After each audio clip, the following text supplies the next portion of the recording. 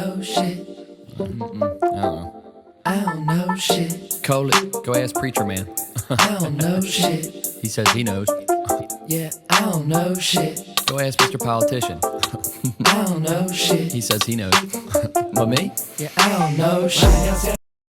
One love and clarity. I was just doing yoga. Romance and And I just did some bed yoga after having Is there a way we can work some together? encephalitis, kind of brain swelling, POTS kind of thing. Like my pulse gets real high Can we go in and nurture? from just walking around a little bit. Ever since I had COVID, it's been like that. I think so. I don't know where life's gonna From go. long haul COVID. So for those who say COVID's a minor thing, it's affected me for years since. The thought I had in meditation during bed yoga is China and the U.S., right? Yin and yang.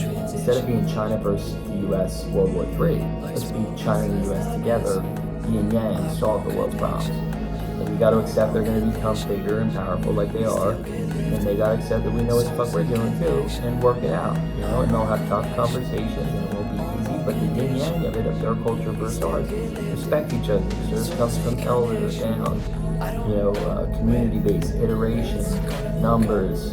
Ours comes from democracy, innovation, the power of the individual. You know, there's a good yin yang between the thing.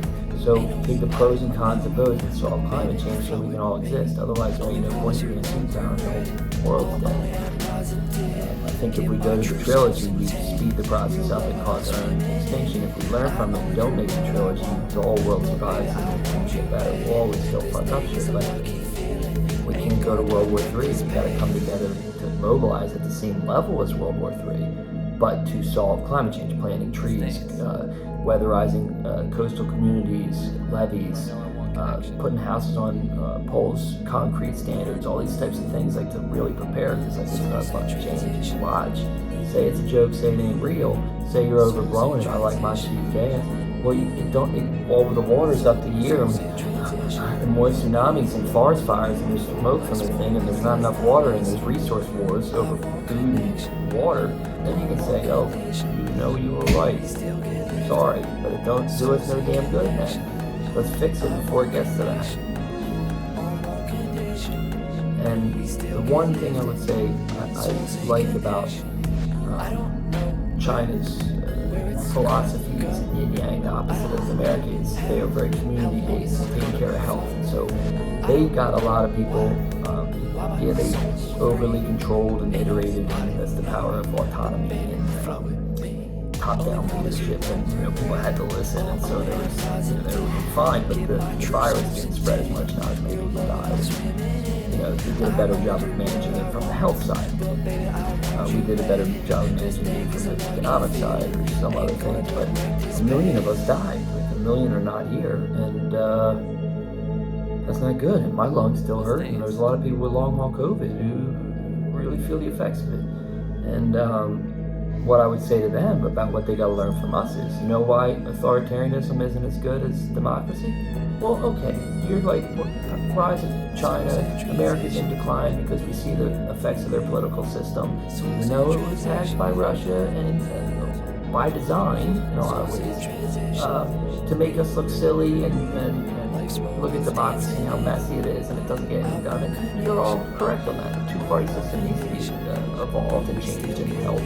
Because this red versus blue civil war shit that's so easily inflamed does make us look stupid. We gotta get better. But what I would say to you, China and Russia, is the benefit of democracy is all our bullshit's out in the open.